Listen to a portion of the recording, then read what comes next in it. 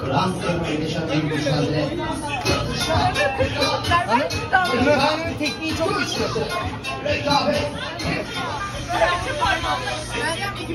Yardımcı olabilir mi? Onlar onu öğretene kadar ben senin başlama startını vermeden önce.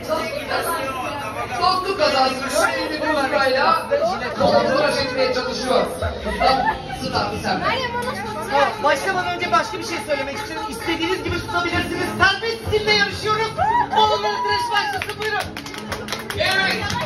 Sağ taraftaki balon daha deniz çıkmıyor.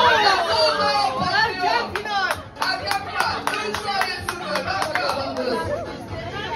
Duygularını alın.